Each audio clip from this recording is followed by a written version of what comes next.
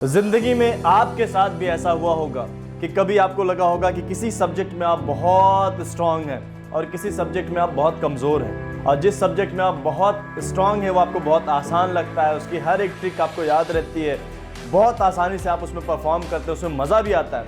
और जिस सब्जेक्ट में आप कमज़ोर होते हैं ना तो उसको पढ़ने का मन करता है और ना ही वो समझ आता है आपको। इसके बारे में आज हम बातचीत करेंगे।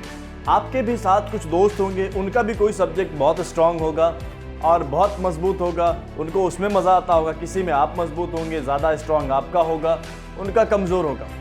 ऐसा आपके साथ होता होगा। ये क्यों होता है इसको आज हम समझेंगे, और मैं आज आपको तरीका बताऊंगा कि वो सब्जेक्ट जो आपको बहुत कठिन लग रहा है उसको भी आसान कैसे बनाया जाए, हम कैसे उसको भी समझ सकें और आसानी से उसमें भी हम चीज़ों को सीख सकें। अगर हम सीखने के प्रोसेस की बात करें तो जो कुछ हम सीखते हैं ज़िंदगी में, हर एक चीज़ को सीखने का एक डिफाइंड टाइम होता है, वो एक अपना टाइम लेता है, उस चीज़ को सीखने में उतना समय लगता है। और बचपन में आपके जितने भी स्ट्रॉन्ग सब्जेक्ट हैं आज के समय, जिस भी स्किल में आप बहुत मजबूत हो, वो कहीं ना कहीं आपने बचपन से सीखनी शुरू कर दी थी। इसीलिए आप उसमें मजबूत हो क्योंकि उसमें आपने बहुत ज़्यादा समय दिया है। और जिस सब्जेक्ट में आप कमज़ोर हैं, कहीं ना कहीं उसको आपने बाद में सीखना शुरू किया तो उसमें आप पूरा समय नहीं दे पाए। कोई भी इंसान इस दुनिया में न तो इंटेलिजेंट होता है और ना ही कोई मोटी बुद्धि का होता है। ये सिर्फ हमारी एक अवधारणा है, एक गलत बिलीव है जिसको हम गलत मानते हैं।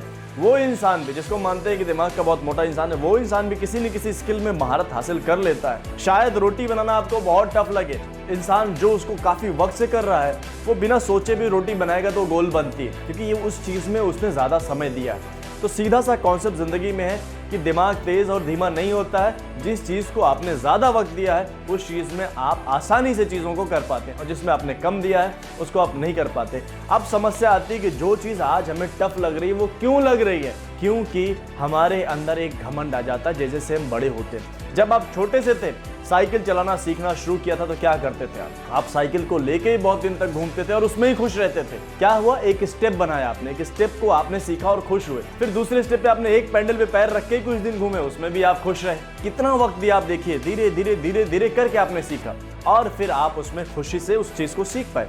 लेकिन जैसे से हम बड़े हो जाते हैं हमारे अंदर आता है घमंड। वो घमंड किस चीज का कि मैं इंटेलिजेंट हूँ, मैं अपने इंटेलिजेंस को लगा के इसको फटाफट सीख लेता हूँ।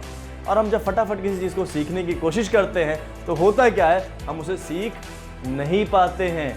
और क्योंकि वो एक जो वक्त लगना है वो वक्त हम नहीं देना चाह रहे हैं, उसमें हम कटौती करना चाह रहे हैं, और उस कटौती की वजह से हम उसको सीख नहीं पाते हैं। और थोड़े समय बाद हमें लगता है कि इतने इंटेलिजेंट हो कि हम नहीं समझ पा रहे हैं, मतलब ये सब्जेक्ट अपने लिए बना ही नहीं है, अपन इसमें अच्छा नहीं कर पाएंगे। और ये जो अवधारणा बन जाती है कि हम इसमें अच्छा नहीं कर पाएंगे, तो आप सच में पूरी जिंदगी उसमें अच्छा नहीं कर पाते। लेकिन मैं आपको बताऊं, हमारे दिमाग की फॉर्मेशन ऐसी है कि किसी भी चीज़ को सीख सकता है, हर एक इंसान किसी भी चीज़ को सीख सकता है, लेकिन उसके लिए अपने आप को, आपको उस घमंड को निकालना पड़ेगा और हर एक चीज़ को जीरो से सीखने की कोशिश करें और उतना वक्त दें जितना वक्त उसको चाहिए। और जिस दिन आप उतना वक्त उसे दे देंगे तो जाहिर सी बात है उस चीज़ में भी आपको इंटरेस्ट आएगा, उस चीज़ में भी आपको मज़ा आएगा, और वही सब्जेक्ट जिसको आप कठिन समझ रहे थे वो आपको आसान लगेगा।